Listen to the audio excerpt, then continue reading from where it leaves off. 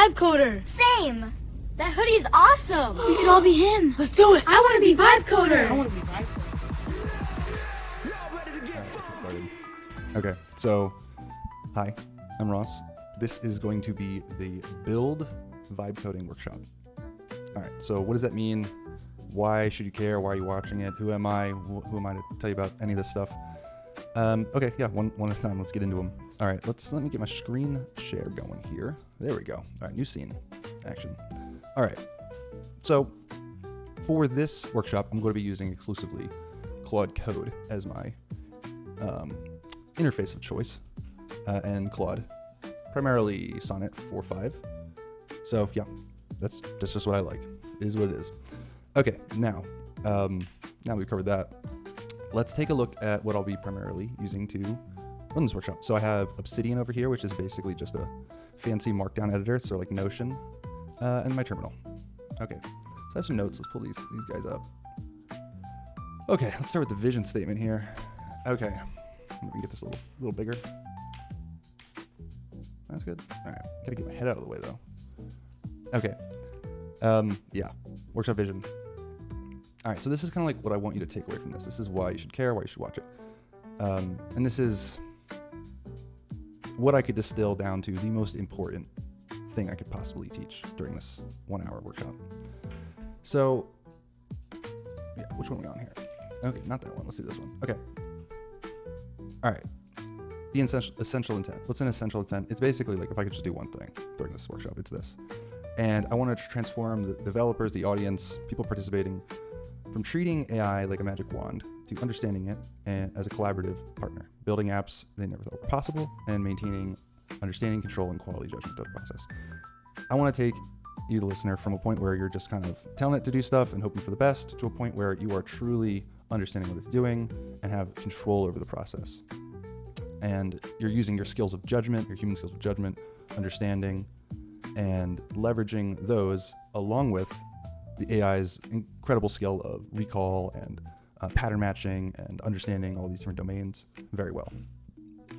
So like we're going to go from AI do this for me, loss of control, compromising on vision, like it just goes in a different direction or doesn't really do what you want it to do, not understanding what's happening, and no ability to evaluate output quality, to a model where it's more of a collaborative partner.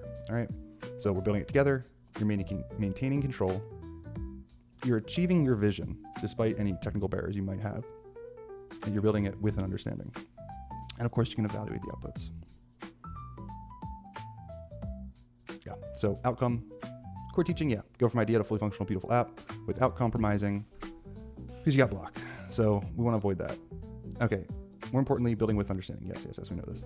All right, what do you learn? AI has strengths and weaknesses. Like AIs don't know everything. They're trained, the way they work is they are trained on a data set and then released. And that's why, it's called Sonnet 4.5, before it was 4.1. They're training it on new information, maybe making some tweaks to the model and releasing it. And that's what it knows. It's not going to know like the most recent information on the news or, what's posted on X, because they're not trained on that. You could plug them into like a MPC server or MCP server, or enable them to use the net, the internet to like look up for information, but they don't inherently know that stuff. They have to figure it out. So yeah, you got to know what they know and don't know. You also are in the same boat. You have strengths and weaknesses. You have things you're good at, and there's things you don't know, and you need to be aware of those, because there's going to be many times when the AI is going to try and tell you something that you don't know. It's going to be very, very easy and seductive to just want to believe it, and you got to resist that. Question things. Yeah, you got to be able to learn to evaluate outputs, what it's creating for quality, and understanding the limitations of what's possible. You can't just ask it to do something impossible. It's going to, it's not going to tell you it can't do it. It's going to try, but you're going to get stuck in a loop trying to do the impossible and getting frustrated. So yeah. And then the last thing is just maintaining judgment. Like it's going to want to do things and you got to be ready to say no. And like, that's not what I wanted, even if it's impressive and feels exciting and works. Okay. Outcome. All right. Achieve synergy with AI in software development workflow. Synergy is a keyword. We're going to revisit this. You are going to find solutions to problems you never thought were possible. You're going to create apps that do exactly what you envision them to do and build with an understanding rather than losing control. And it's important that you stay in the driver's seat while AI amplifies your capabilities. So, key message, you're not learning to be a prompt engineer. You're learning to be a developer who collaborates effectively with AI. Understanding it, knowing when to trust it, knowing when to question it, and how to maintain quality judgment throughout the building process. All right, that's my spiel. Yeah, who am I? Yeah, I've been a dev on this chain for about 4 years now. I got into space, I think, at the end of 2021. Yeah, when back in the day. Been building stuff on here since. I built the Charisma protocol and ecosystem, which is, at this point, 10 different apps, a lot of developer tools and resources. I won the last Builder Battle Hackathon with a prediction market and the Blaze protocol, and built a wallet too for that. Yeah, so I think I'm qualified enough to talk about vibe coding and how to use it in a hackathon. More on that to come later, but yeah, also I'm just been in this space on X, post a lot, not everyone likes it. But yeah, I don't know, I speak my mind.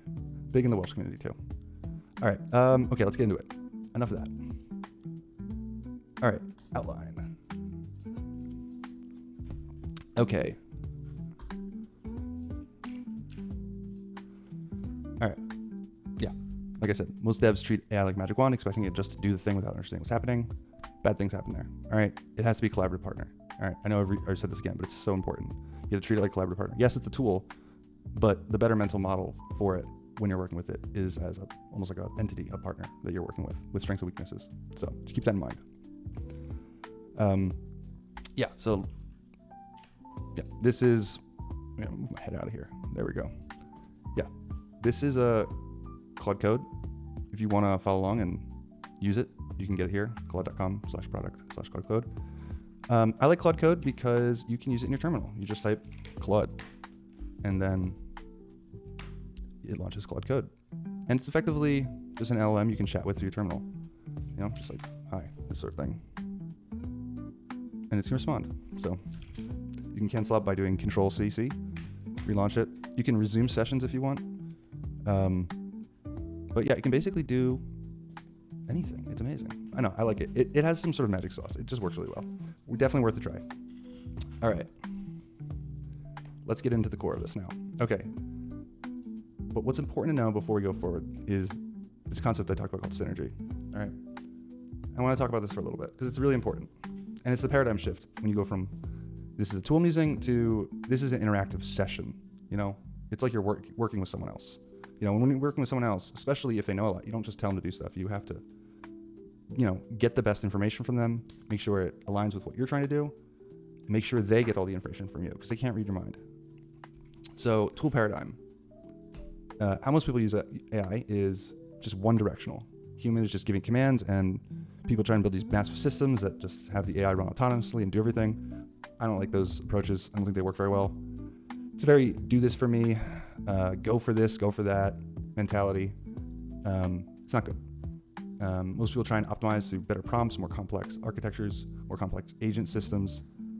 And I just think there's a better way. And that's what I'm going to be teaching. It's this partnership paradigm. And it's one where there is a bi-directional understanding between you and your AI assistant. It's a let's build this together mentality. And you really optimize it by having a better, relationship's a funny word, but a better alignment, I would say. A shared context between you and the agent. And you can measure how well you're doing by this sort of emergent intelligence when you're working together. And that's what synergy is. It's when the whole is greater than the sum of the parts, like a 1 + 1 = 3 sort of scenario. So when you work with an AI together, when this is working well, you're often going to come up with solutions that you could just never have done alone, And obviously it can't do alone because it doesn't understand the human context, the human information, the judgment that you have. So neither of you could have done this yourself, but by working together, you are able to do something neither of you could. And there's a lot of cool books on this. You can read about distributed cognition, the extended mind. I've done a lot of reading on this myself, but it's a very cool region of study and research. Definitely worth checking out. Okay, so what do you bring to the table here in this partnership between your AI assistant? You bring in intuitive pattern recognition, contextual judgment, strategic direction, domain expertise. These are the human elements, the judgment, the taste making, the things that it just won't know, okay? The human element, effectively. And it brings systematic processing, cross-domain patterns, rapid knowledge structuring, and implementation speed. All things humans are not very good at. And it creates a great combo. That's why people love vibe coding. It's a very powerful feeling. So yeah, ideas are going to surprise you. Solutions you can't imagine alone, and you're going to have breakthrough insights from the collaboration when you do it correctly. You might start a session and end up with something you completely did not expect, and that's good. That's what's supposed to happen. Okay, trust asymmetry, critical understanding. Okay, and this is where it gets tricky. The AI will explicitly trust you by default. It won't question your assumptions or push back on your confusion. This creates a dangerous dynamic if you're not aware of it. So it's going to require a paradigm shift. You must approach each interaction knowing there's a possibility you are so entirely wrong about the solution. Like you're trying to tell it to do something that just does not make sense. Maybe you don't even understand the requirements. You're confused about something, or you have a misunderstanding that until you figure it out, nothing's going to work. And this is a problem because the AI is going to explicitly trust if you keep telling it something that's just totally wrong and just impossible, it's going to try and find a way to make it possible. So how do you solve this? It's this concept called intrapersonal awareness. And this is basically like knowing your own mind, knowing yourself. You need to know where you have knowledge gaps. You need to know what you don't know, You need to recognize where you have cognitive biases, like maybe you are a front-end dev and you don't like working on the back end and you kind of avoid doing that and try and put things in the front end. You need to be aware of these things. You need to be able to feel that feeling of, I'm uncomfortable with this topic. And instead of just trying to have it do it for you and avoid thinking about it, you have to realize that maybe you need to research that area more and shift from a building execution mode with your AI assistant to a learning together research mode, which are very different. Yeah. And then at the same time, the last thing is you need to take responsibility for the quality of the context you provide. You can't just, it's a garbage in, garbage out thing. All right, the last thing, safety net.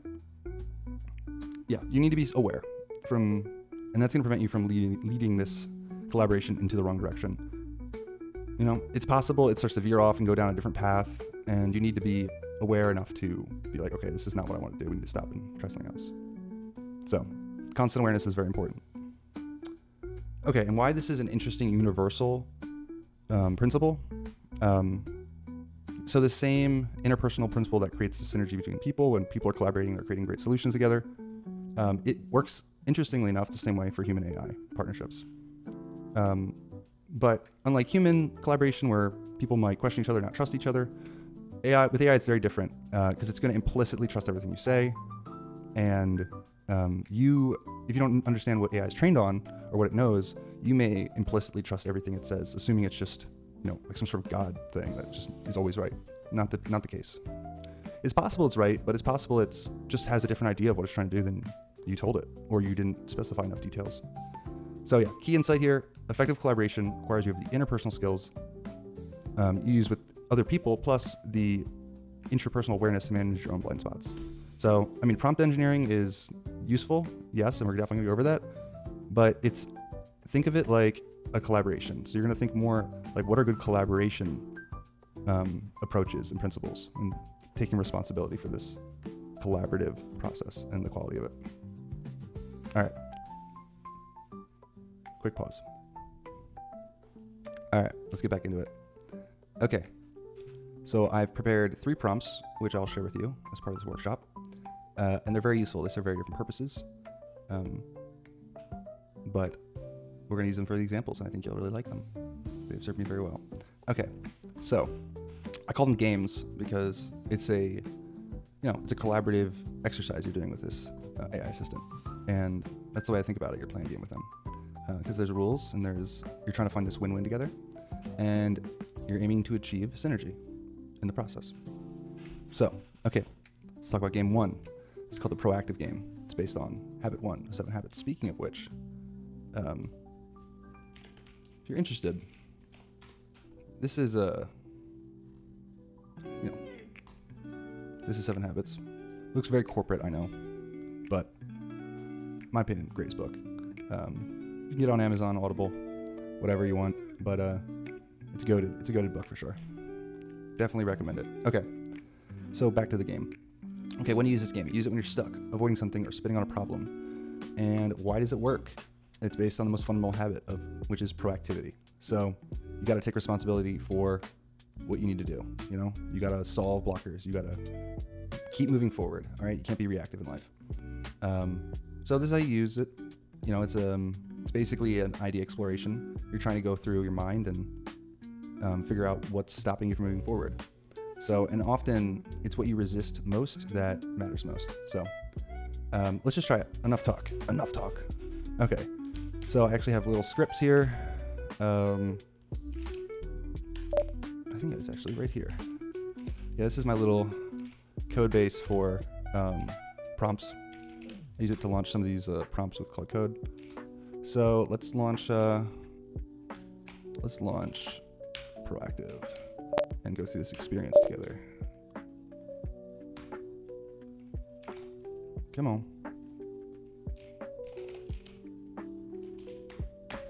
Bam. Okay. Yeah. Step 1. So basically dumps in this prompt. You can view the whole prompt later if you want. But basically all the information I need to do this exercise. So it's saying, what's on your mind right now?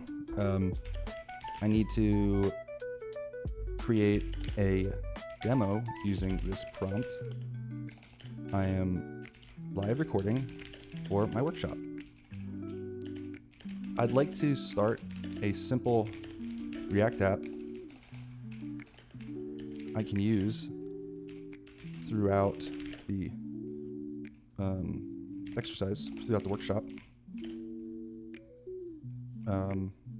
to show how all the prompts work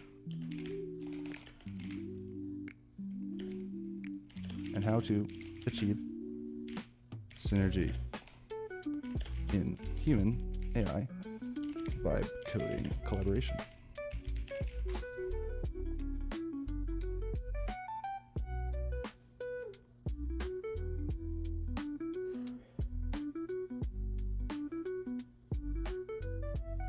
It's thinking. So I'm in the middle of a live workshop recording right now. I need to spin up a React app that I'll use to demonstrate these collaboration prompts in action, showing how AI can work together for the session. Did I get it right? Just to check, this is the thing you want to focus on right now, or is there something else underneath this? Maybe nervousness with recording, pressure make a purchase, something else? No. Maybe. No. I just want to start something simple that I can build on.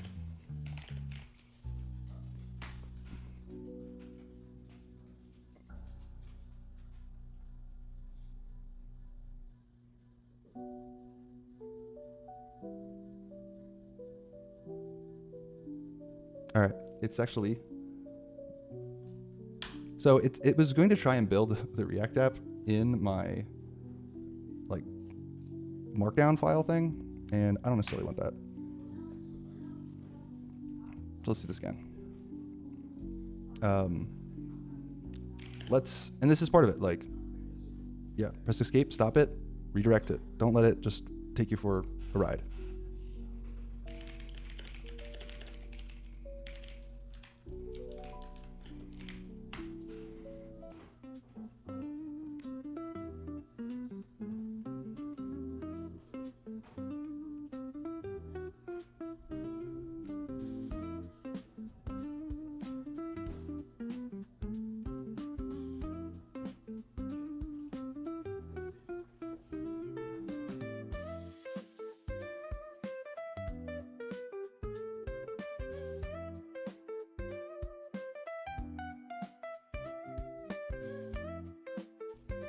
All right, so it's thinking. So that's the nice thing about Cloud Code is it can just do things on your desktop. Like you can just change directory, install things. You can even use it to like fix your PC if you're having driver issues. Actually, I just did that. Installed my graphic card. I had to update my graphic card driver to do this recording. So, yeah, yeah. So create it. Okay. So now you can open VS Code in that directory.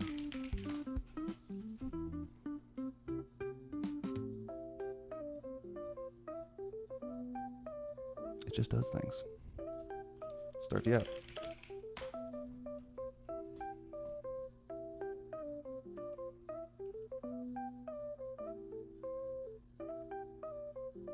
We have an app.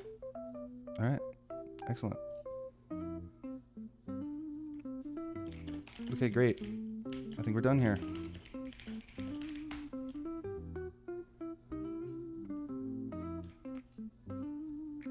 All right, and so my prompt, when it's done, it always makes a little log of what happened for historic record purposes. What are you avoiding thinking about related to this workshop? You got the episode of Fast was great. I'm curious. Is something about the recording workshop stuff you're not letting yourself think about right now? Am I?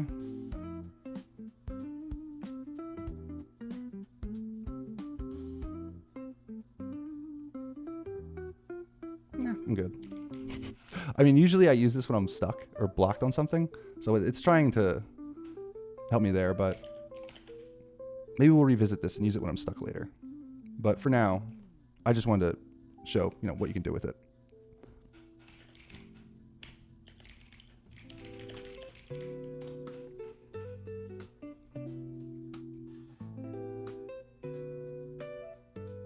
Okay, I made a little log.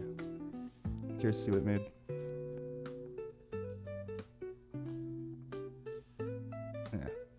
Probably not that interesting. Let's move on. Okay. All right, so we're done here. Okay, here it is. Yep, just logged what it did. Nothing crazy. Good luck with work. Thank you. That's very nice. Okay. Okay, so that's that one. We'll revisit it. It's mostly when you're stuck on things or procrastinating, but good enough for now. Okay. It's a simple prompt, not too crazy. All right. Now, this is the one that I kind of wanted to use. It's called Envision. Actually, we're going to do these out of order. We're going to do Envision first. All right, because we need to begin with the end in mind. We need to have a vision for what we're actually making here before we make it. And that's what this prompt is all about. This prompt is specifically for visualizing the end state, and that's exactly what I need. Because I don't know what I'm building yet. Coming up with on the fly. So that's the most important thing about building stuff. You need to have a clear vision of what you're actually doing before you do it. So, yeah, I need to do that now. Because otherwise you're just kind of doing things with no real direction. It's like trying to go somewhere without knowing actually where you want to go. You're just going to wander. So let's do that. Okay. I can see where you are now. Post-workshop recording, multiple sessions today already. Working through urgent tasks and NeuroS excitement. Ooh, what's that? It's one of my personal projects. All right, you've already done vision work tonight around the Stacks Hackathon workshop transformation. What do you need clarity on? What feature are you trying to see? I am doing the workshop, recording the workshop right now, and need to figure out what the example app I build during the workshop will actually do.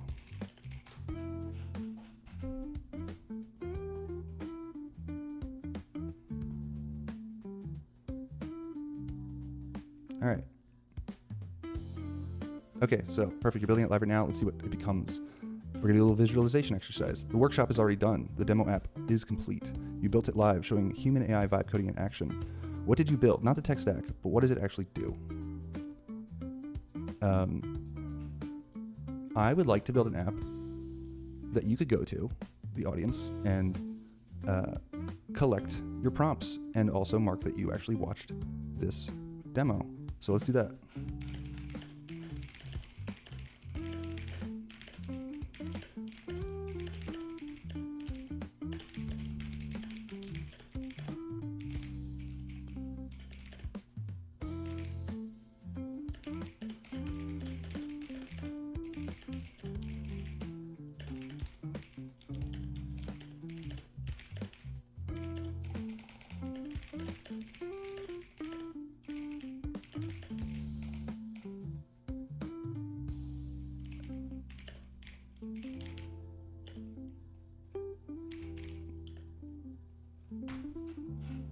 I like that.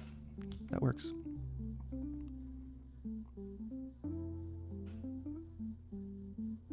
Okay. Workshop is over. Someone from the audience goes to the site. What do they see when they land on it? What's the experience? They mark themselves as completed. What happens next? What does that moment feel like for them? They download the prompts and resources. What are they thinking as they save the files? What are they going to do with them? A week later, someone messaged you about the app. What do they say? What did it give them that mattered? I'd like them to see liveness information, like the other people who completed the workshop. Maybe would be nice to have a embedded video viewer. to view the workshop.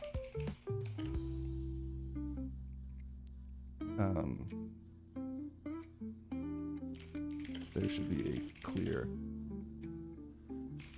place to take action and mark they viewed it, and then perhaps leave some feedback, and then get their resources as a zip file downloaded. Oh, there was more things they wanted. I should have said those, answered those to you. You AI man. All right. I'm getting features. It needs the vision. Stop thinking about the buttons. They think about this creates. Someone finishes watching your 2-hour workshop on human AI. You go to the site where they leave with they didn't have before. Now zip file, not feedback. What can they do tomorrow they couldn't do yesterday? They can achieve. They can create things. Wait. They have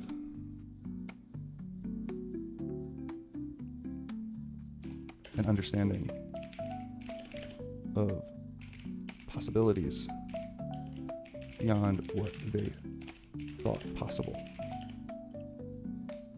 They thought possible for them. A world of potential opened up.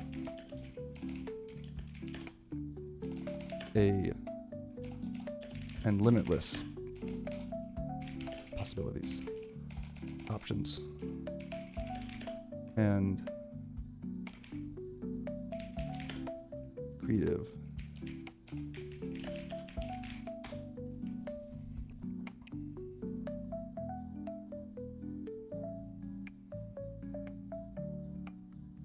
Okay, there it is. Zoom out. All right, 3 months from now, this workshop is soon watched by 50 devs.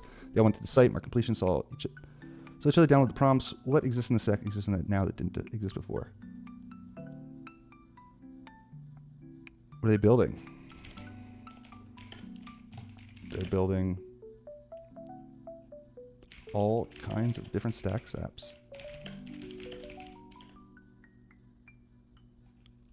Utilizing their unique gifts and skills to create an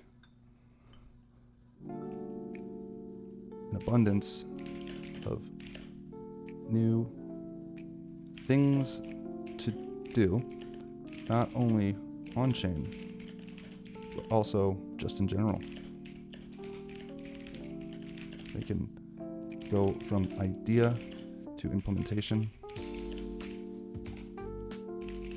without thinking it's some kind of barrier.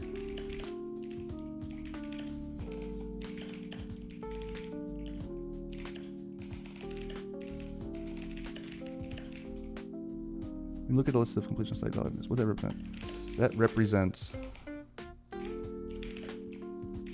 people whose lives are now fundamentally changed from the paradigm shift of knowing what they are capable of. What's the story that this list tells? It tells the story of real impact on real people's lives for the better.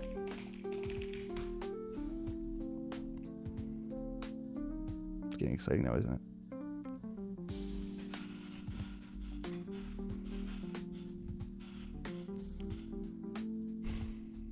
Okay, that's the vision. It's not a completion tracker, it's a transformation threshold. The liveness feed is a growing list of devs who cross from I can't build that to I can build anything. Proof of paradigm shift happening real time. Resources aren't just files, the keys to staying in that new world of possibility. That's what you're building live right now.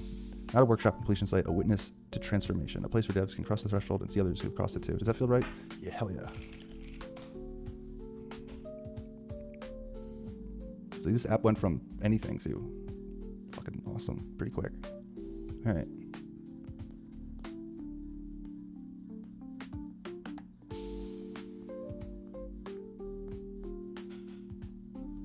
Okay, I documented that in my little journal, my little diary, my dear diary.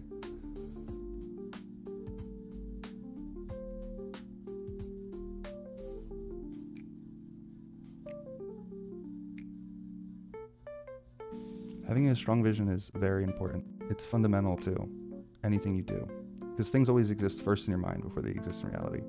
Like, something existing in your mind is your first creation. Then only then, after that, can you make it, manifest it in the real world. And the clearer it is in your mind, the clearer it's going to become when you build it, and it's going to make the process that much easier. Okay, chronicled. Let's do it. All right, so I'll close this up. Do we actually? Let's make a note specifically for this vision statement, whatever you want to call it.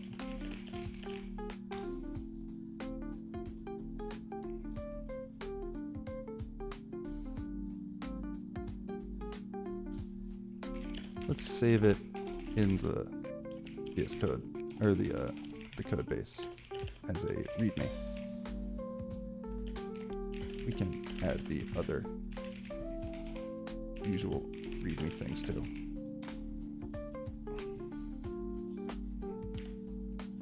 Does it have README? It has a README. So it's probably going to update this README.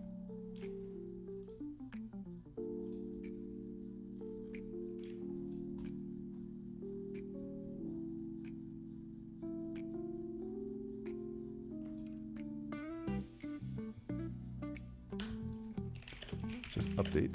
We can do this. So if you ever need to specifically mention a file, just do like copy path and tell it. Do it like that. It didn't know where it was because it was the last session that actually knew the location of the workshop demo code base.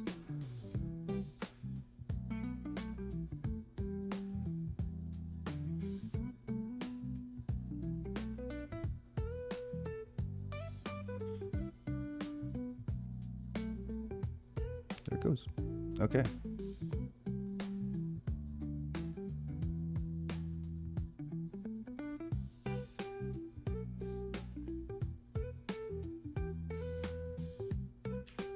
That's the vision. Excellent. Okay, so we can close this up now. And go back to here. All right, so that's that. That's, begin with the end in mind. Have a vision for what you're doing. It could be an app. It could be your own life. It's called a mission statement, a personal mission statement, also in the book. It could be like, there's things known as essential intents. They're like, maybe like a 2-year goal. New Year's resolution is like a vision. It could be a 1-week sprint plan. That's a vision statement. These things get used all the time, but they're, very important because, you need to know where you're going. All right. Okay. Let's go back. Now, converge. This is arguably the best one, if I may say so myself. It's powerful. This one's like, this is gonna blow your mind. Blew my mind when I made it. All right. Okay. So why is this one so awesome? It uses a bunch of methodologies. There's this philosophy called like the focusing question or the one thing from a different book, but also I think there's a lot of overlap between first things first. Actually, my documents here are actually wrong. First things first. All right. So basically if you know the concept of bottlenecks in software engineering, there's always like one thing in a system, or constraint they're sometimes called. There may be like one thing that's slowing everything else down. So imagine like a bunch of people running, and like they need to stay together and move together, and they're running in a group and they all need to go to a destination, but they're being evaluated by like how long it takes everyone to get there. So the constraint in that system, or the bottleneck, would be the slowest runner. And you might be thinking like, how do we get everyone there faster? How do we make, like, it doesn't matter if the faster guy gets faster. It's not going to help. You need to make the slowest runner faster. So you need to start thinking about that becomes the only problem to solve. And you start thinking like, okay, maybe they're all wearing backpacks and the strongest runner can carry the weakest runner's backpack. Maybe they can have him run in the front so that if they get split up, he doesn't get lost and gets even slower. This is the concept of the focusing question. The focusing question is this: what's the one thing you can do such that by doing it, everything else becomes easier and unnecessary? And so back to our running question, it's like, what's the one thing you can do to make everything else easier? You always look for the bottleneck in a situation. Everything else becomes easier if you make, if you can solve that problem of the slowest runner. All right. So it basically uses that approach, is like you're just trying to find bottlenecks in whatever you're doing, and that will inform you of the fastest path to any goal. So let's begin. Did I create one of these? I already did. Okay, let's begin. Now we're gonna write some code.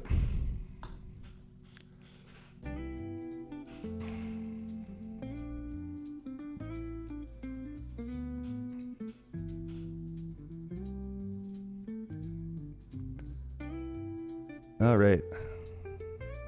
Okay, I can see you already had a full day, already converging on urgent work this afternoon, shifting from the grant application to Stack Hackathon Workshop. Now it's 8:48 p.m. and you're here for another convergence session. Let's start broad. What areas of life needs most attention right now?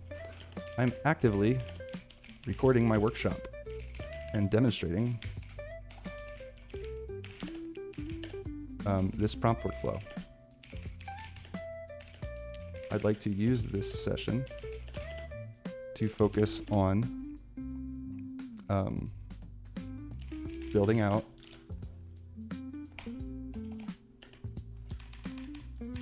this app.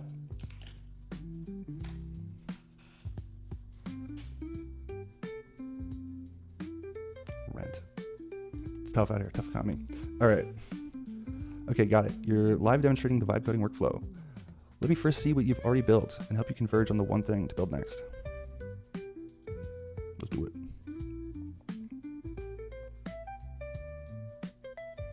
Okay. I can see the vision in the README, 5 core features. You're live recording and building this as a demonstration. Of these 5 features, what is the cornerstone right now? The video viewer, the completion button, the live feed, the resources download, and the feedback form. So what's the cornerstone? Like, which one makes the others easier or unnecessary? What is the domino that unlocks the transformation experience? Okay, so to me, this whole thing would feel a lot easier if the feed is done, because the feed is the only one that needs a back end.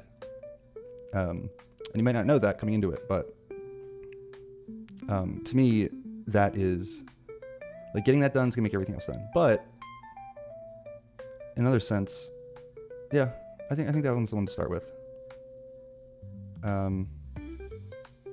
I don't know if that actually makes the others easier. They're almost just sequential tasks to be done.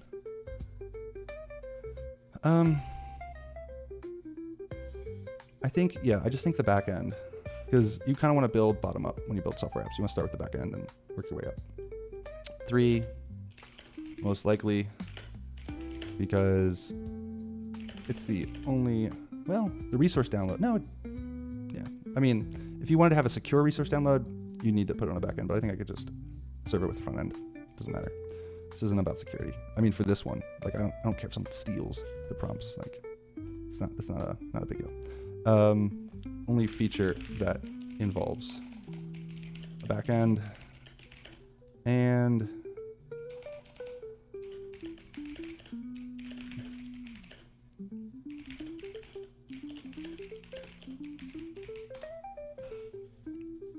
yeah, I mean, just getting the back end resolved will just make the rest of this easier, so I don't need to worry about any backend stuff. Yeah, for the live feed backend, what does it actually need to do? And as you can see, this is now becoming collaborative. It's asking questions, I'm giving answers, I'm thinking.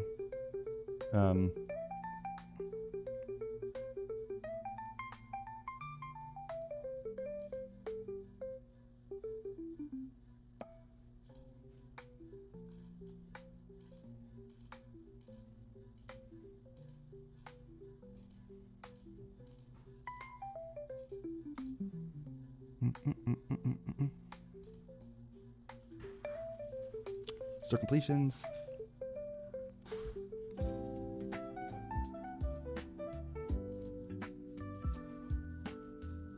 I think I would like people to have to use their wallet to sign it, to mark it. That would be a good opportunity to use some Stacks integration stuff here. Make a signature.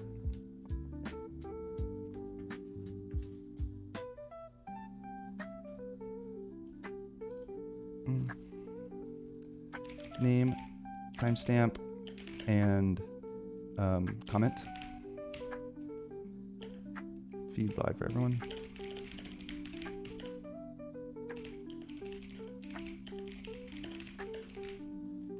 actually just timestamp and comment feed live for everyone. They use their Stacks wallet to sign the feed using the Stacks.js SDK.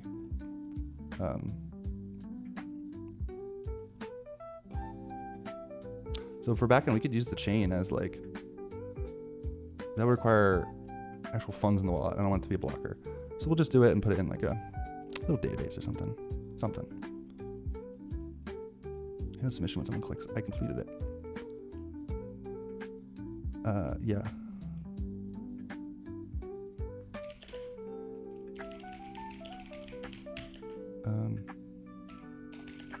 Also like a little celebratory animation. Maybe some confetti. Explosion. Simple and fun. What's the simplest tech choice that gets this working right now? Full backend serverless. I'd like to go with something like Party Kit. So it can be real time and free.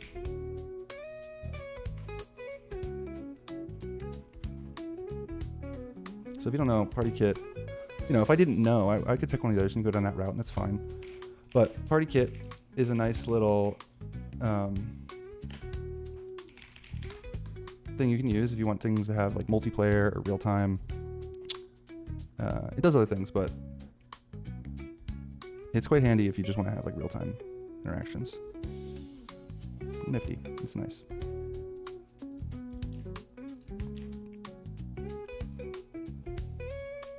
Okay. Okay, within that backend workflow.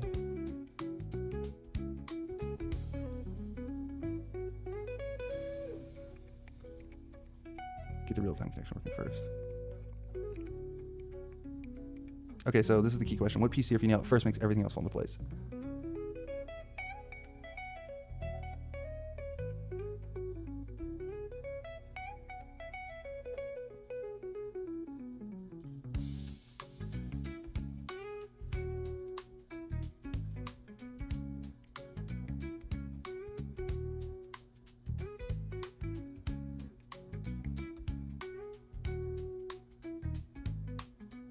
So I think first I want to just validate the assumption I'm making here about like durable memory. Like I can actually store those things, they're not going to disappear.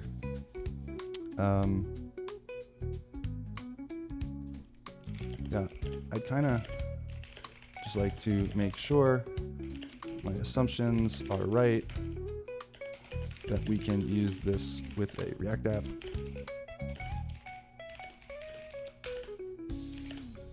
And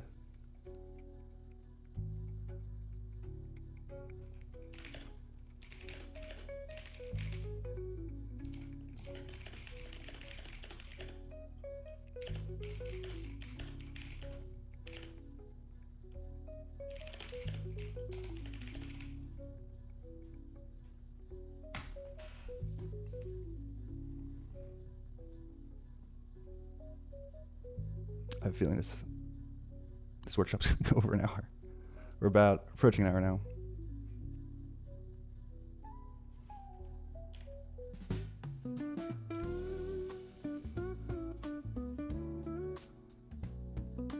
So I gave it a request to do some research. So now it's looking online.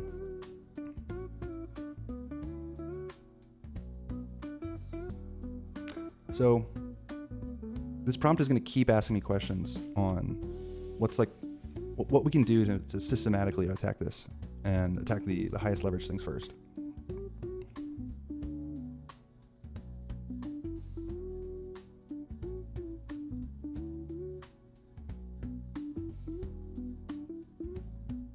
I could have went down a road of maybe planning out the whole architecture first, but I'm kind of doing that now. I'm just plugging things in and testing as I go, rather than doing it all in theory. All right, my assumption is correct. Okay, use party socket React hook, persist data, real time. All right. Yeah, let's do this. Yep. Just gonna start building some stuff. Just want to test it works.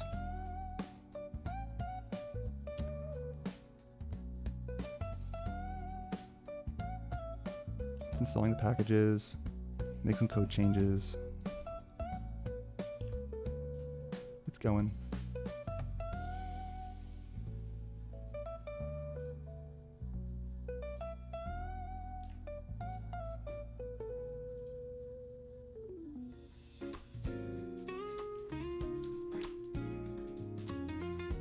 Party folder. So PartyKit actually hosts some and runs some code for you. It's almost like a Lambda function where you can have backend code and you push it up, which is quite nice.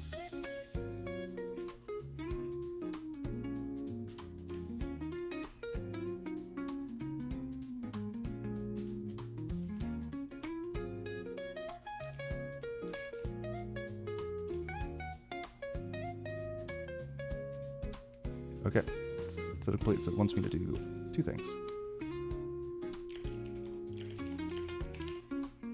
I could tell it to do this, but when I do vibe coding, I like to run this over myself because, I just like to have it persistently up.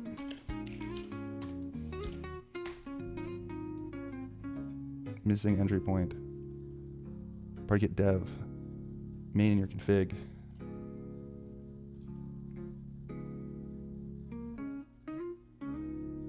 Okay, I mean, generally what people do here is this. I mean, this is not what you should, this shouldn't be your go-to thing. This is like the lazy way to debug in your vibe coding. You just paste the errors in.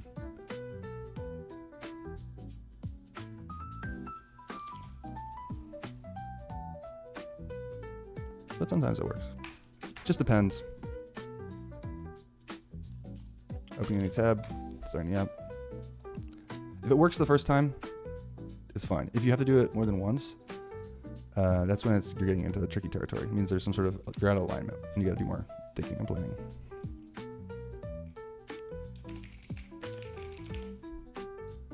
All right, we have a thing.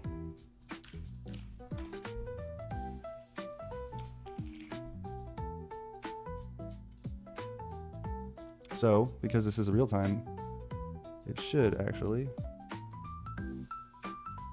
update. It should really do this. Bing. Yep. See? Updating in real time. Very exciting. All right, so we have our real-time data feed now here. Okay. It works.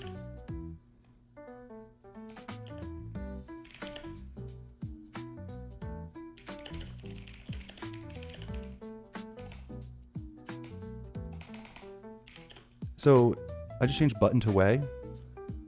Sometimes it's better to be less informative and sometimes it's better to be more, because sometimes it's easier. You'll just find an easier way to do it. And you don't force specific implementation details when it doesn't matter.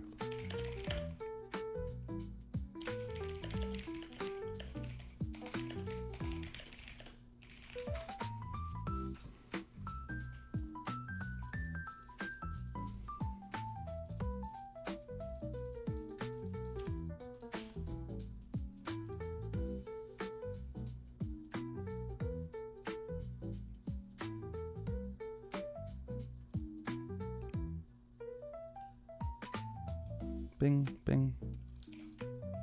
Great. That's good. Okay. Works. Now let's continue our 20 question game.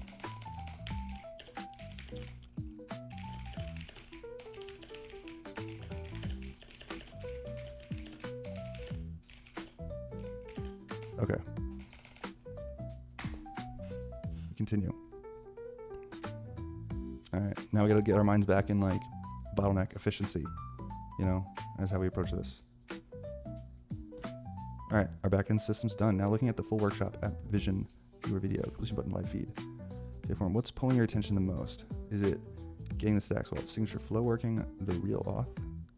Yeah, that's the tricky part. We should probably do that first. Getting the design, that's easy. Confetti, easy. Wiring up the video, easy. Yeah, I mean, the Stacks wallet signature seems to be the most challenging. Everything else is trivial.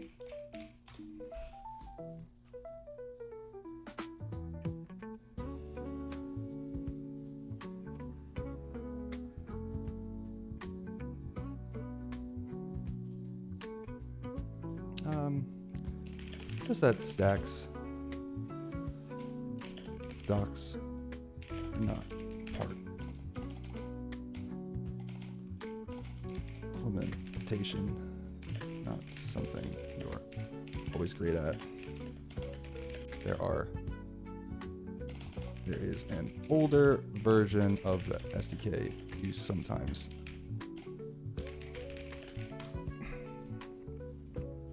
So this is what I'm talking about, like, it's a relationship, you know? You tell this stuff. It's important. Do you need the wallet signature to prove it?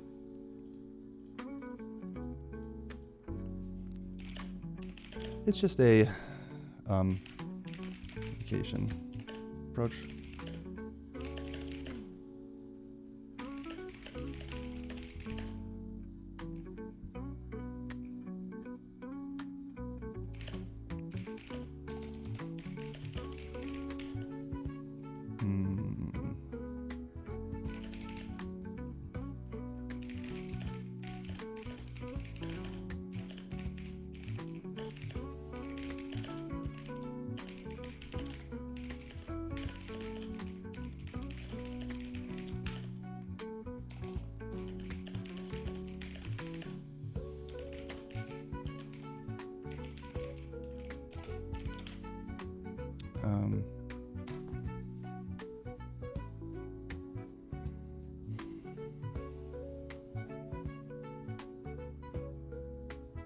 Yeah.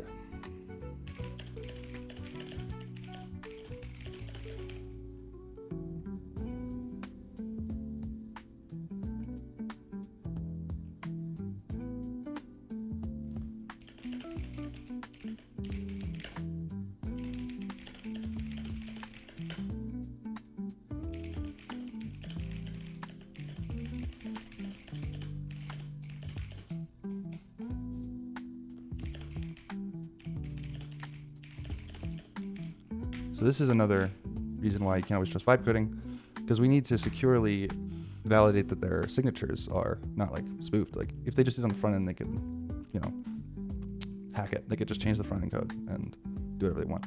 So we want to validate that these signatures are valid on the back end. Client gets a wallet to sign a message. Client sends the party kit. Party kit verifies the signature. Can't trust client. Valid. Yes.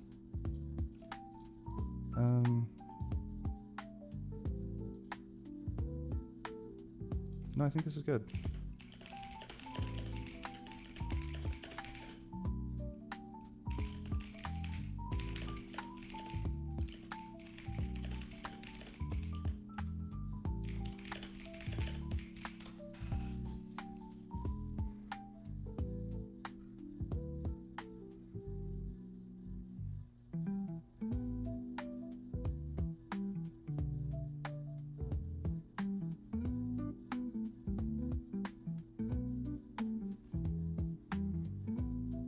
Stacks Connect. Open signature request pop up.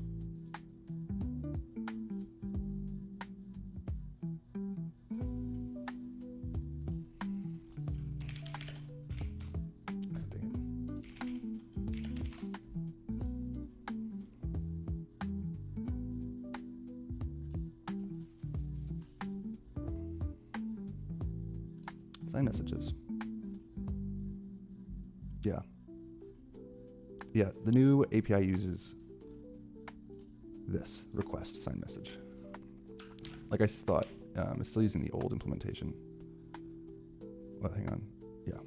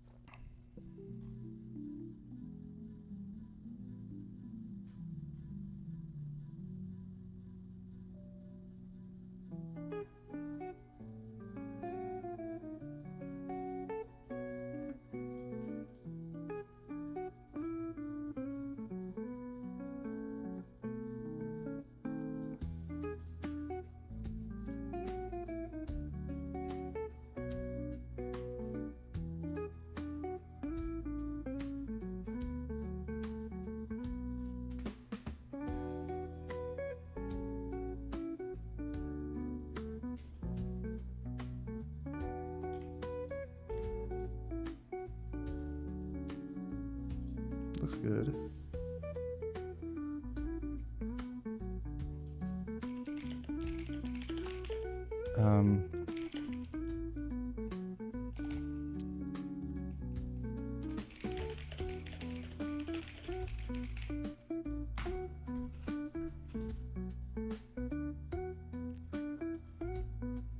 Now we test.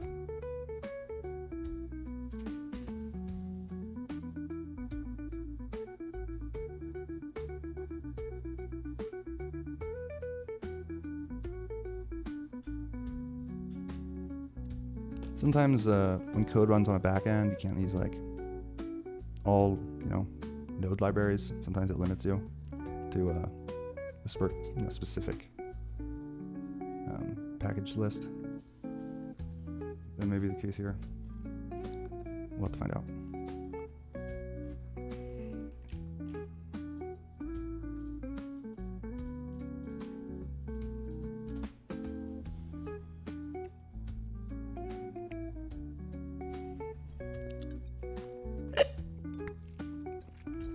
Excuse me.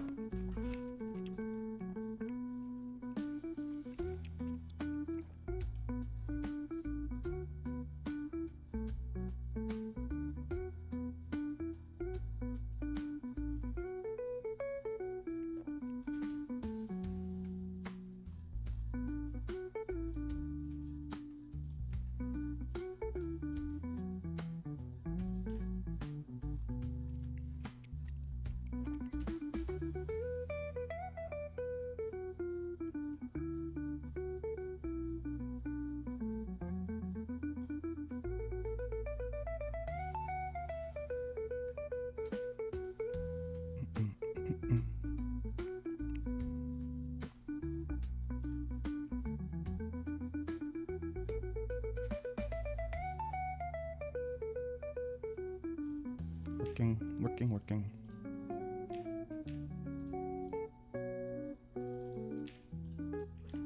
Working and thinking.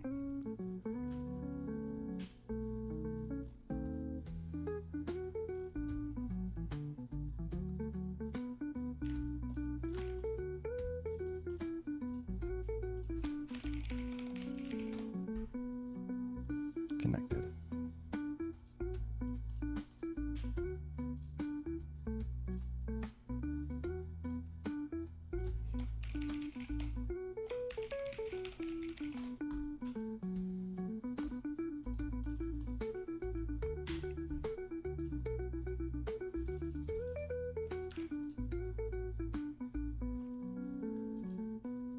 Okay.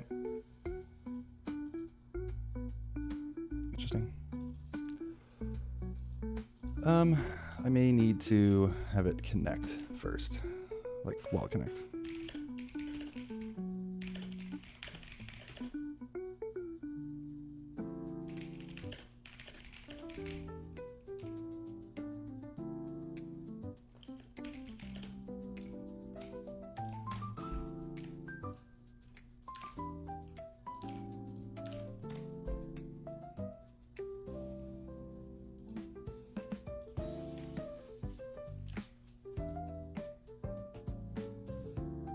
My leather wall's been acting up recently. I don't know what that's about. Hopefully it's not going to become an issue during this demo. Otherwise, I'll just disable it for now and just use Xers. But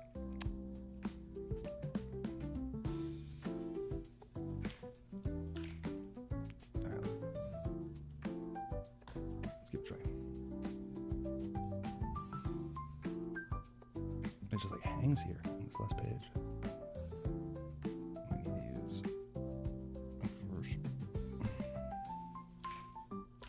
Like I can get it. Like it works randomly, it seems. Come on, you can do it.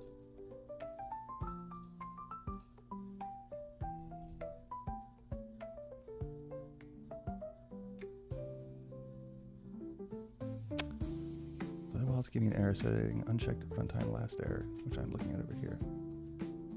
I don't know what that's about, but I don't like it. Let's try this.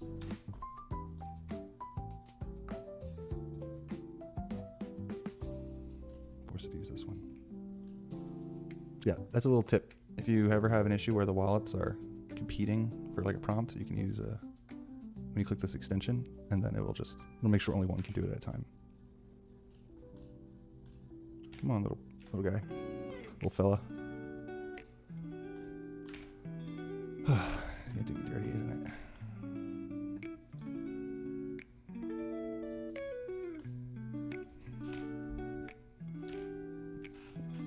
Lit is in dev mode.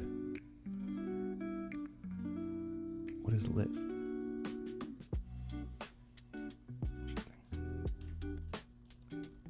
Let's take a look at the code. See if there's anything odd going on here.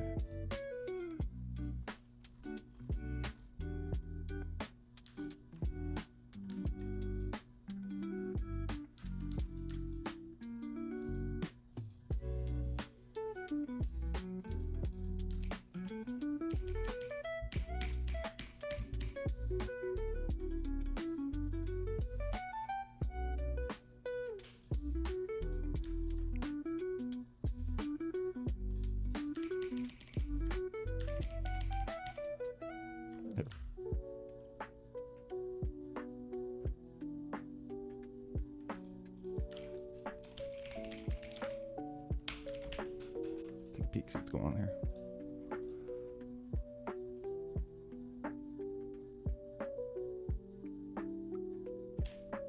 It's getting it, it's just not giving me a wallet prompt. It's a bit odd.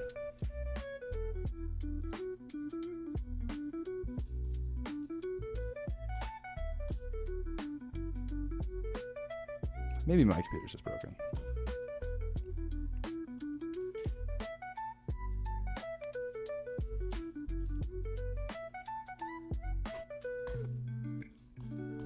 I'm using Ubuntu. Who knows? I don't like it.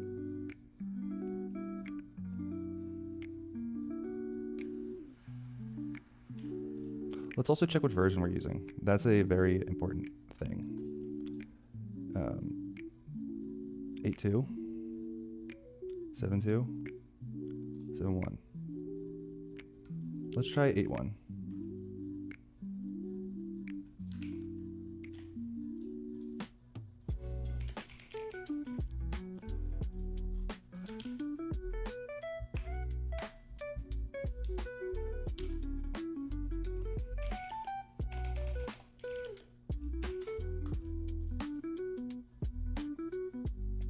Let's have it address this.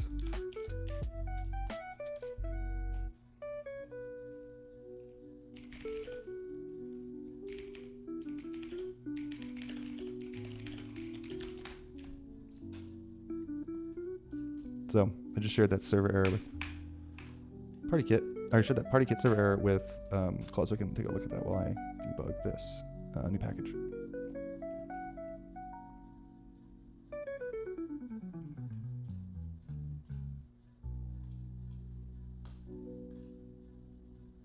Come on.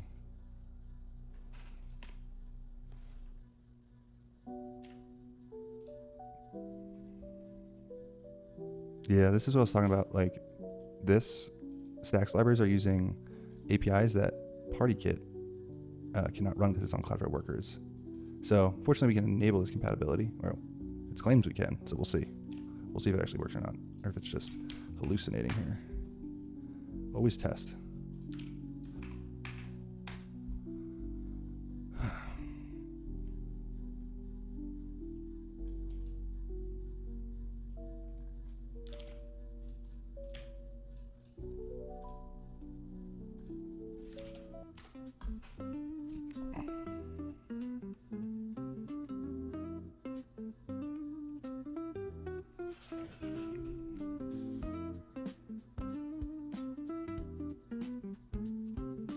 I think.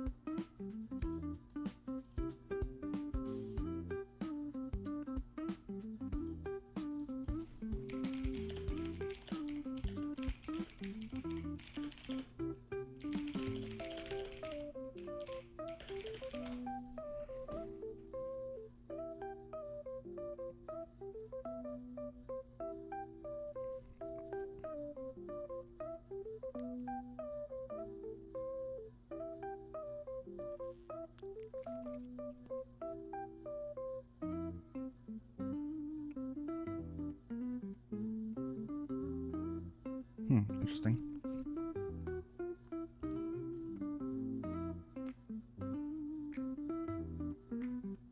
Yeah, I don't want to reverse engineer anything. No way. Okay, let's just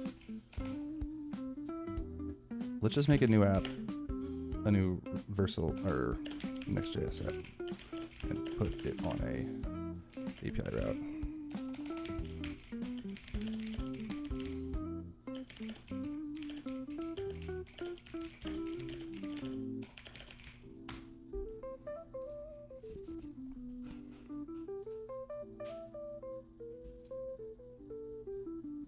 So Next.js is basically just React with built-in backend.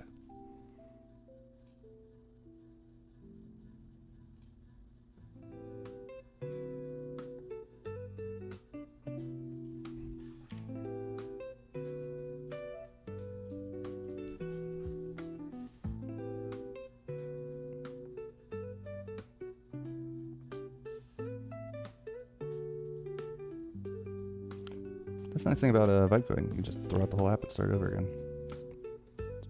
Almost no downside.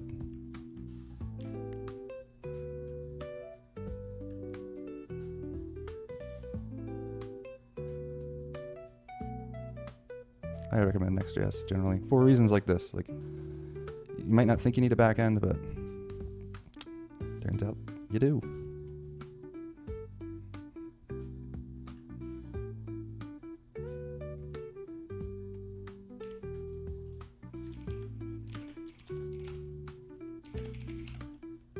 So we got Workshop app now.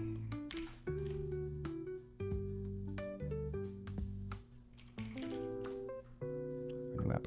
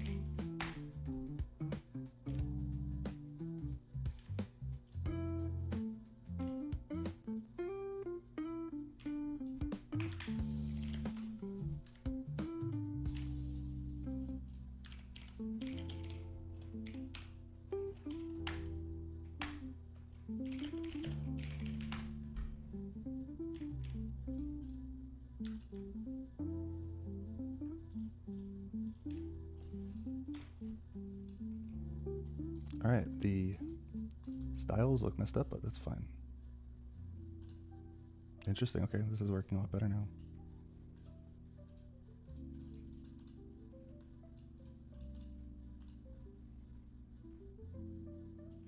Other than that, of course.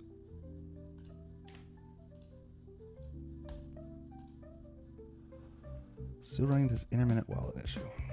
Come on, you can do it. You can do it. All right, we'll come back to that. Let's see how this is going. Okay, thinking.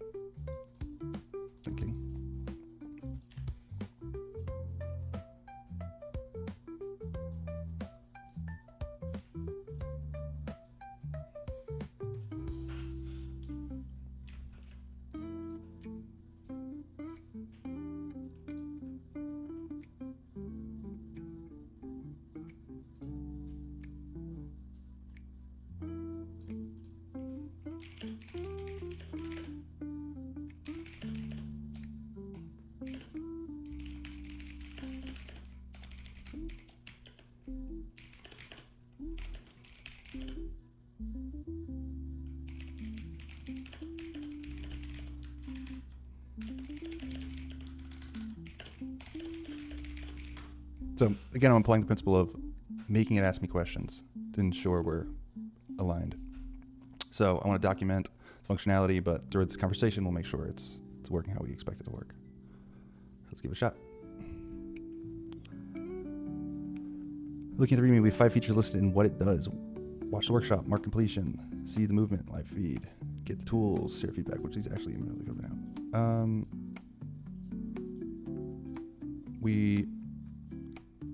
We have the connects, watch the mark completion, see the movement, tools. None of them, honestly.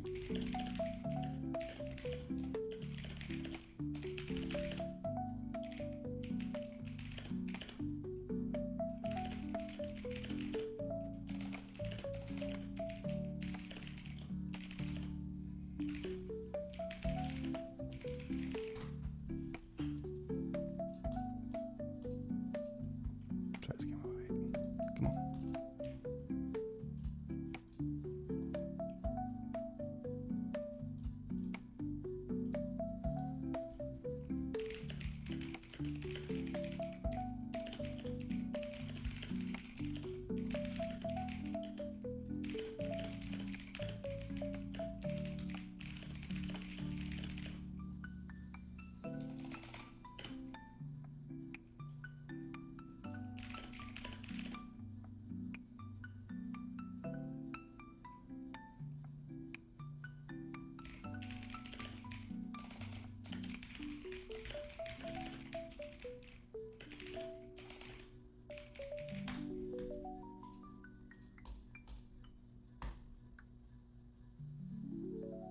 Maybe I'll give it more time this one around.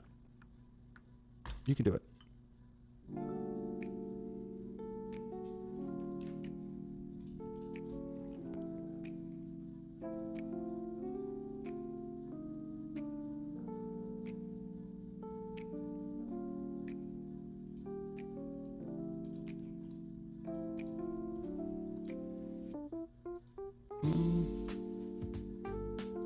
Sure.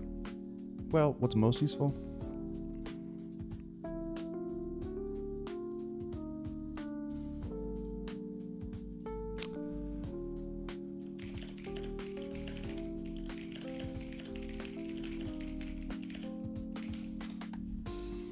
I think they're all useful, but I'd like to see. So, client, access pays, connects to X wallet. This is all client side. Signs message with wallet, client side. Client sends signature next API route, verify, great. Verify signature via certified. Server side using stacks encryption, great. API derives address, resolves the DNS address, great. API returns verified data to client. Client sends verified data to party kit. That seems right. Does the client have to send to party kit, or can the backend do that on its behalf? It'd be ideal if the backend was the one that added data to party kit to keep.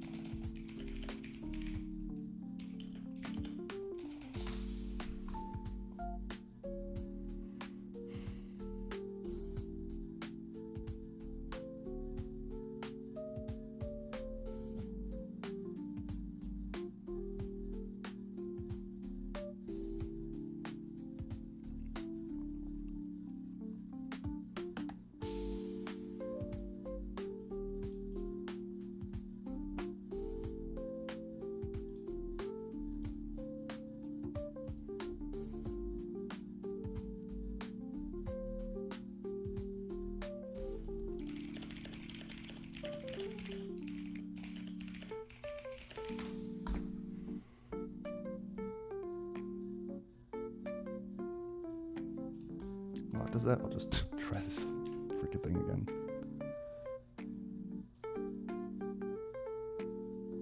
This is so silly.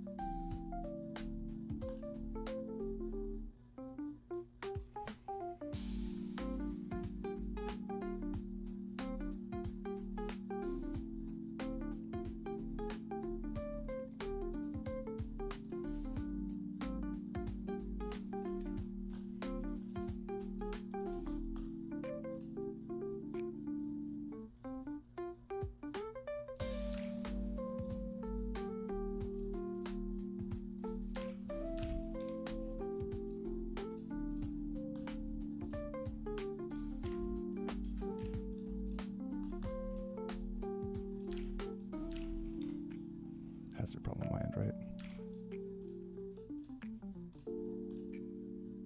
Or is this like a Linux problem? Oh, frustrating. We'll revisit it. Okay, back to the code. All right.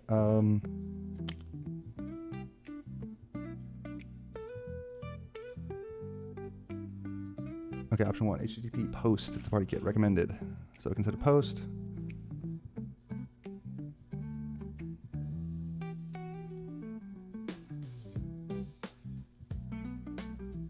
Yeah, that's weird. Yeah, definitely post.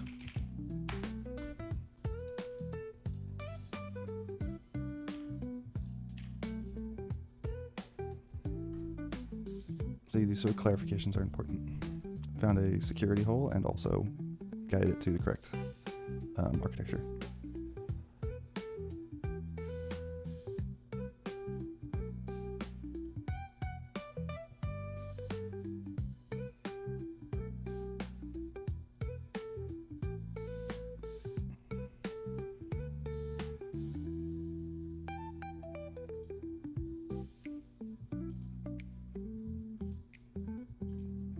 So since PartyKit is inherently a public endpoint, we probably should have some security.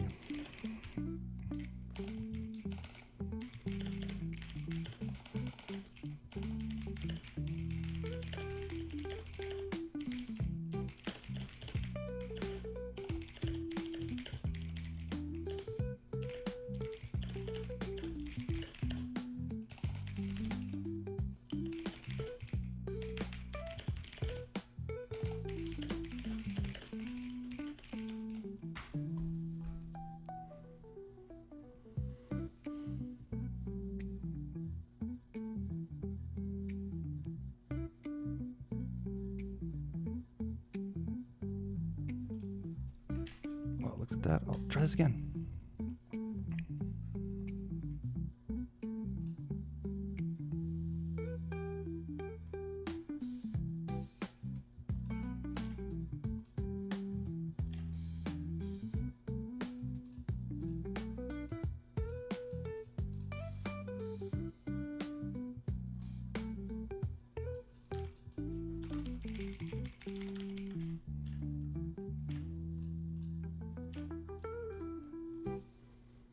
Okay, they recommend should security authorization header.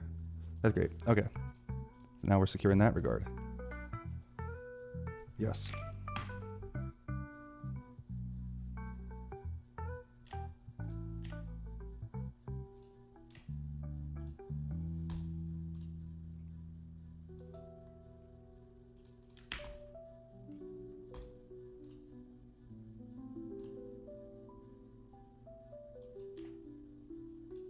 Really not winning here. The only reason I'm trying this a bunch of times is because I had to use an app on stacks. I had the same issue, but eventually it did work once. Just took a bunch of tries. So I apologize for doing this brute force approach. Okay, why does server-side signature verification matter in this architecture?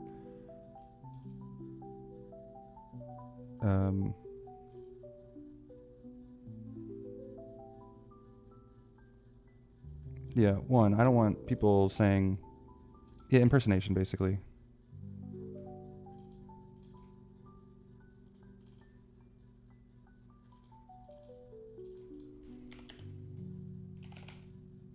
These are the main ones.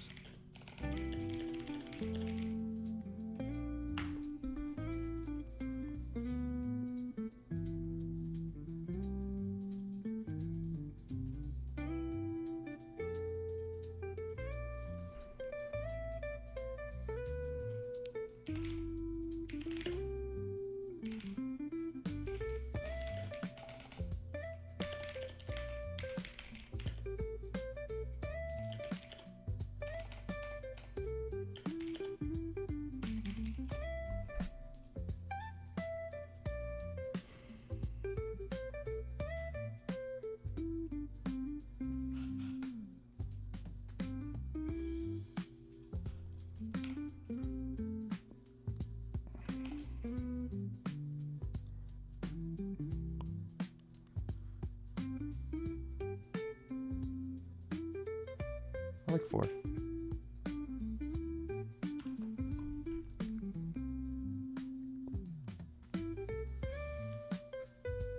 Yeah, I mean, the key here is the separation, like, doing the verification on the server.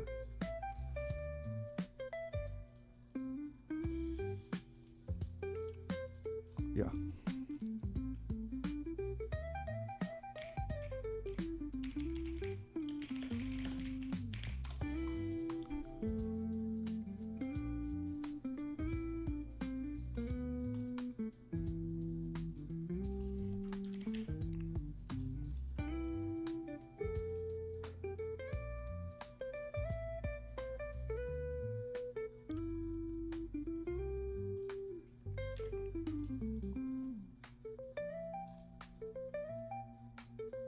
We're getting there.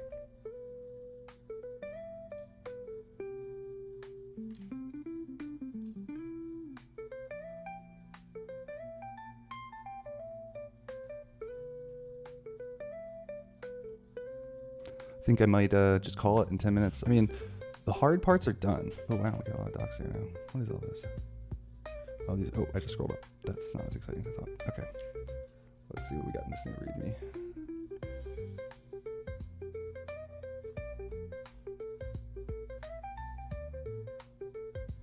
Okie dokie.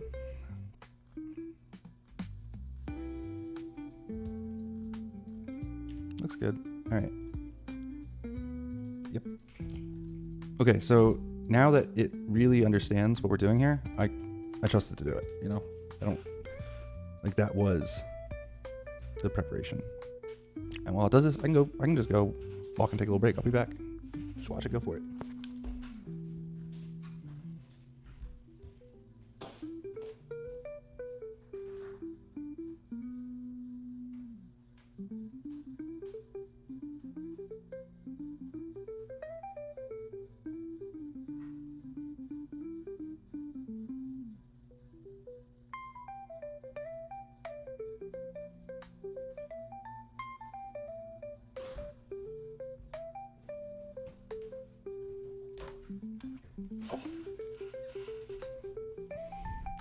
How's it going? What'd I miss?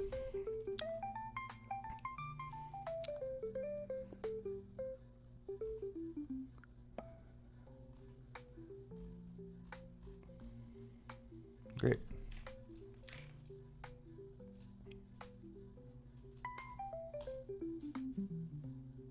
Curse you. All right, we're gonna keep going. All right, great.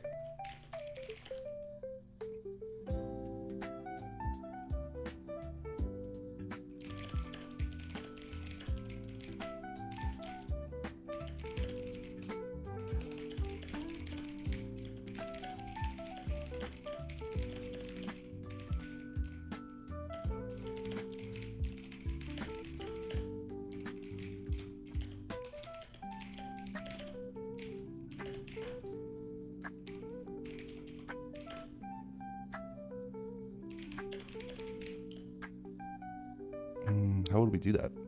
We need to bypass the verification, the signature verification.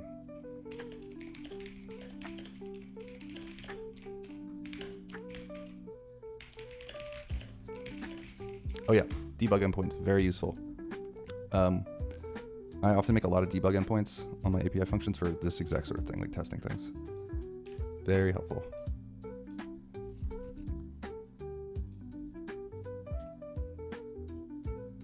Okay, so let's think ahead while it does this. So if this works, we have a way for people to sign, add a comment, confetti explosion, and then they get to download the files.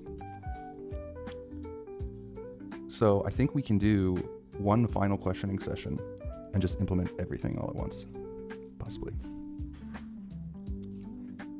All right, here's a little debug. This.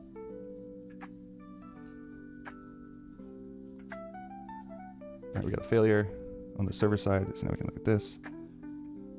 Okay, it doesn't like that. Doesn't like that at all.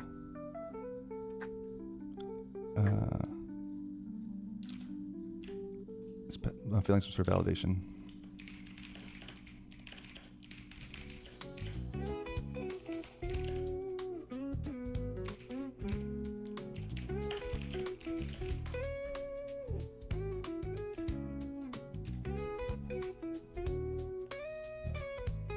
Nice thing about Vibecoding, you don't need to know how to spell anything. Quite handy. I bet that's, does that have to do with, yeah, that might have to do with the secrets.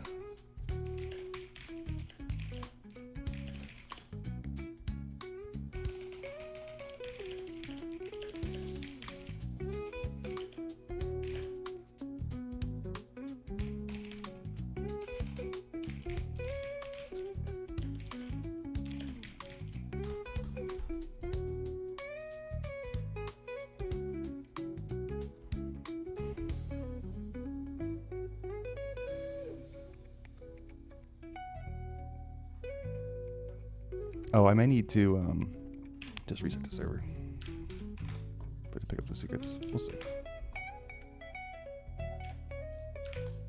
Hopefully that's all I have to do.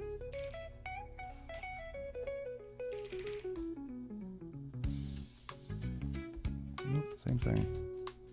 But this time, at least, we have more information. That's it. Do it.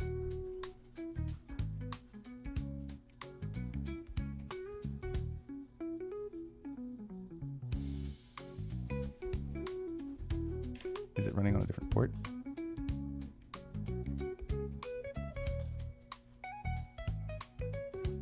Oh, I'm running next dev twice. That's silly. That's my bad. I just wasn't running the server. Oops.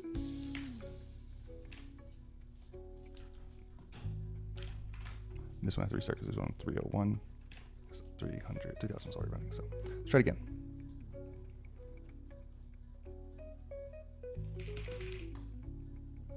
All right, we got it. Okay. Lovely. Okay. All right.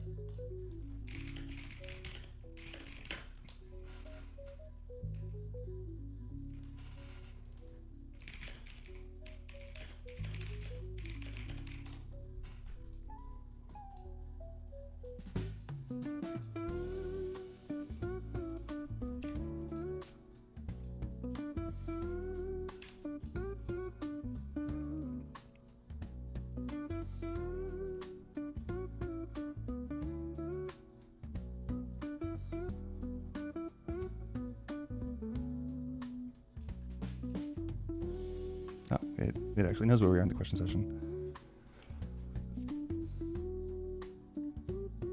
What matters most for the workshop recording? Let's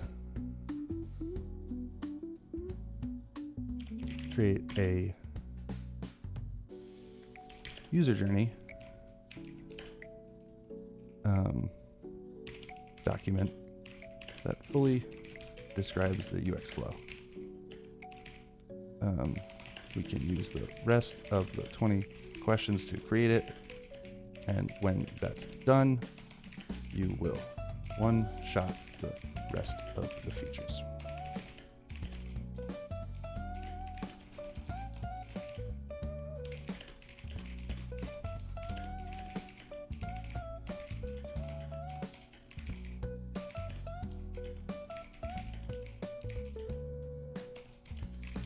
Okay, let's go.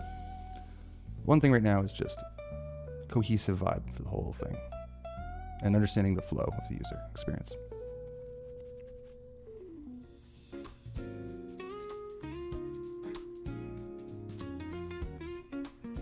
Because if we have this done, everything else will be easier.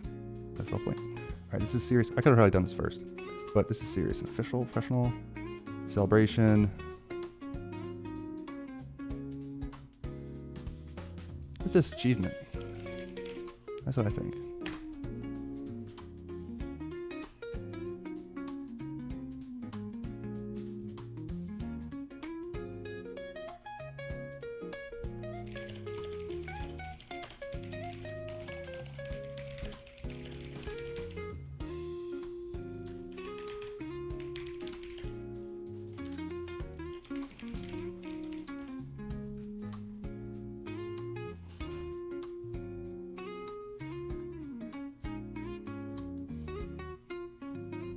It's like a light theme with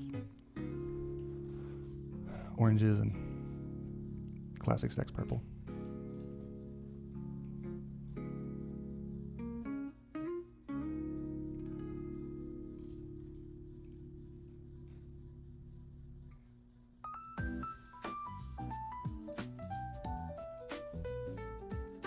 Yeah.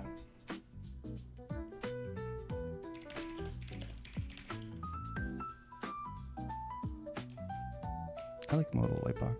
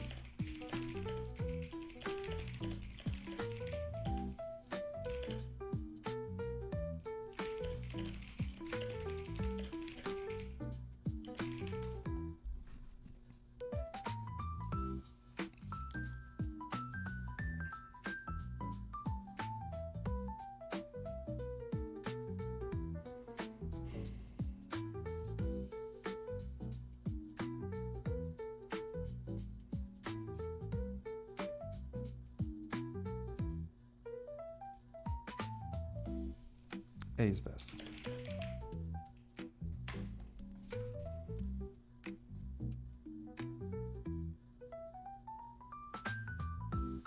Out of 20.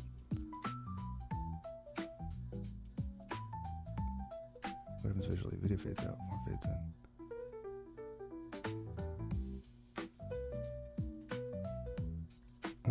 Alright, so I'm imagining it. So video ends, form appears in its place, then on submission,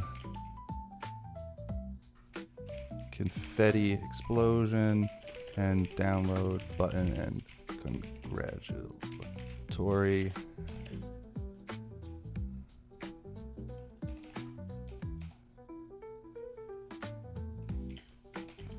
Down submission.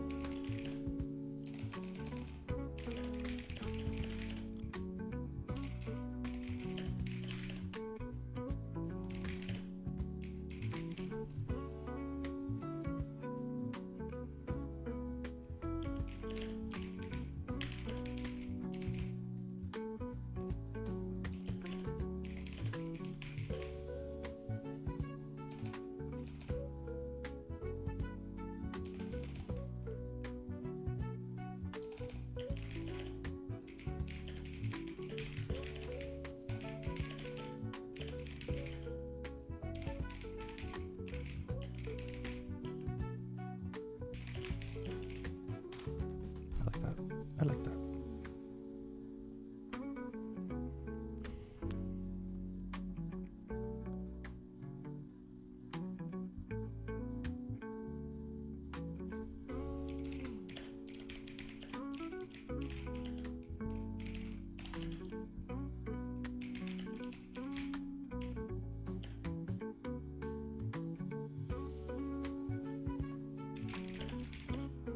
I'll just make default.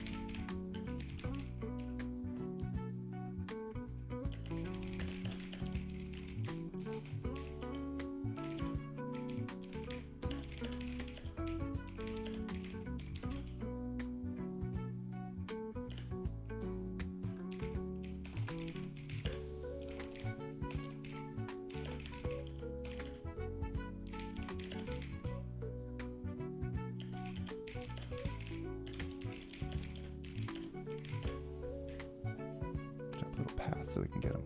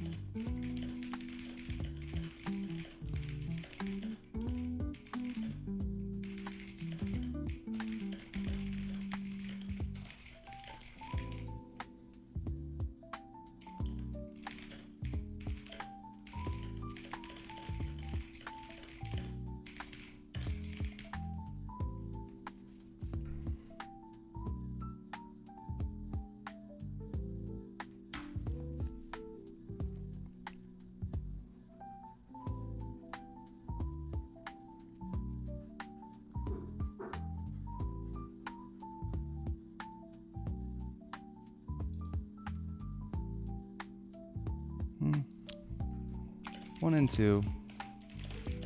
Well, then just maybe a message or something.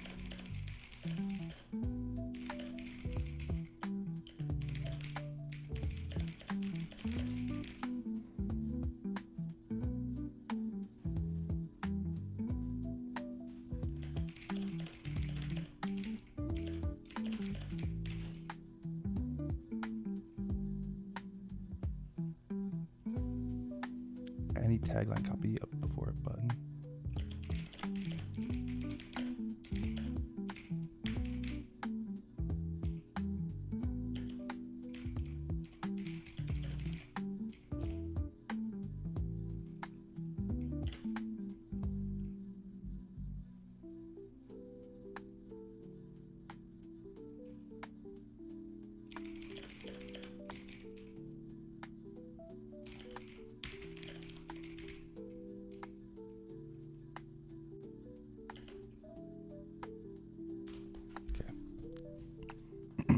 Almost there.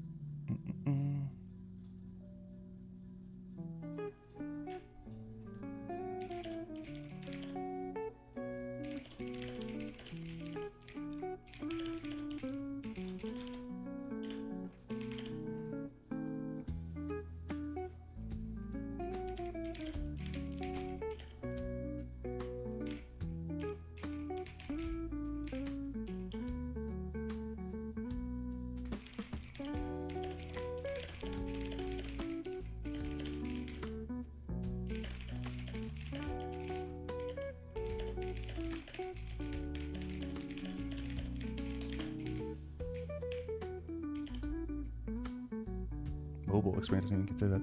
Video, mobile, on mobile.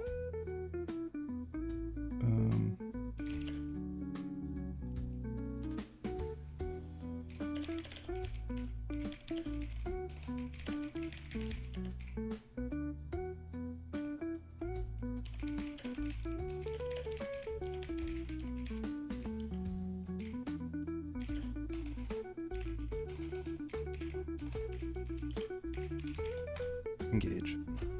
Engage. That's my Jean Picard catchphrase before I send it on a very long task to do lots of stuff. And then I take another break. Alright. Should be a second, I'll be right back.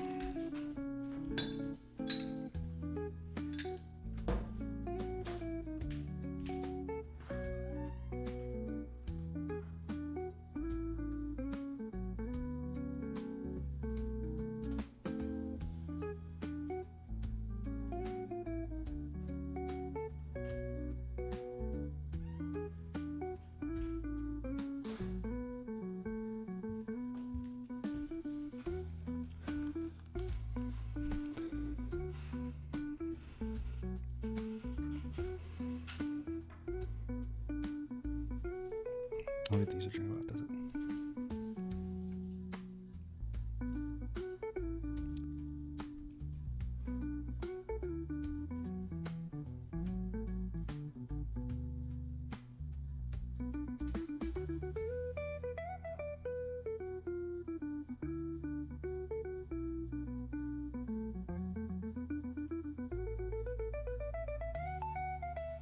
I like it.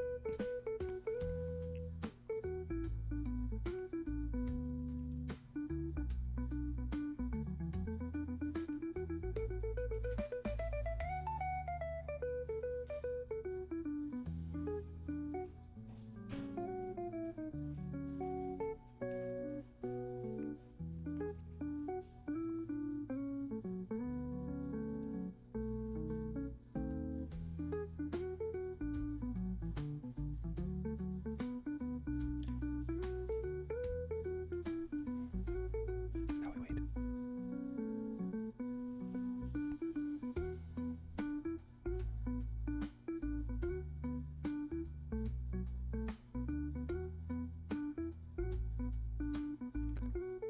So maybe wondering why I'm doing all this at once and I did the other stuff like bit by bit. And that's because I know its limitations. I know what it messes up on.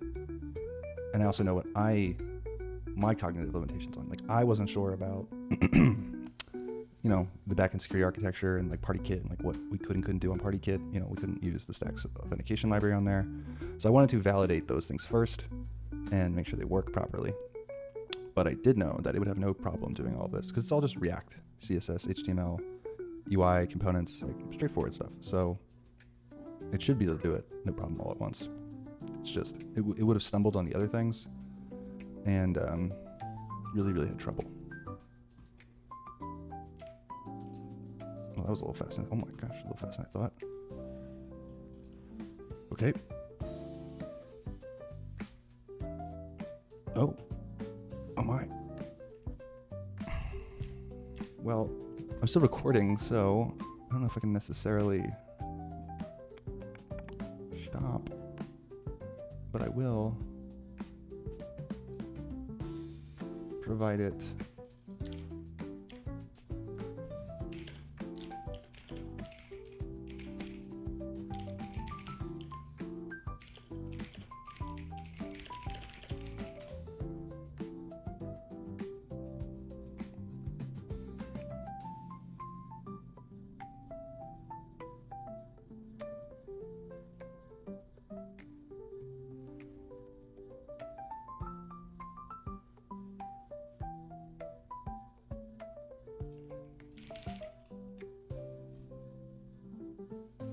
Wow. Look at that. I got my starter pack. What's in here? Is there anything in here? I gotta look at my downloads folder. Oh, look at that.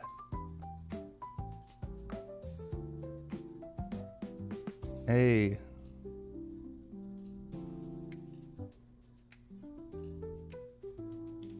Oh wait, I wanted to check something. That's pretty sick the way they pop off the sides. And look, it's tracking the total count. Let's see if the workshop video.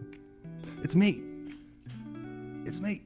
Making a great face. All right, let's get started. Oh my gosh, it's me. Okay, so hey, stop it. Hi, stop talking. Okay, that was pretty dope. I think we're done here. Yeah, I mean, I gotta edit the video and glue those two sections together, and then put it up there. Maybe do some fast forwarding through the parts where I'm like stuck.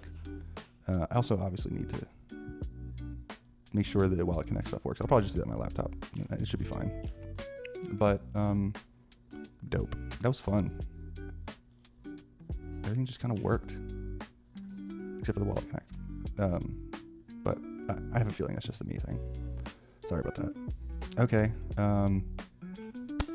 Claps all around if you made it to this point. That was great. I guess I could go on to like deployment, but I'll save that for another video. I mean, at this point, it's just, just checking into Git, use Vercel, use Vercel CLI, push it, deploys, or just connect Vercel CLI to your GitHub, push commit, it'll deploy. Not too tricky. This should all be fine. Yeah, congratulations to you. Congratulations to me. And this is very exciting. Hopefully I see all of you guys showing up on here and getting your little packs. I'm actually curious to see if I can just skip to the end here. It's a collaborative process and the quality of it. All right. Quick pause.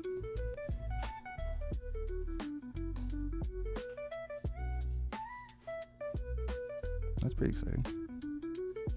All right, let's quick pause.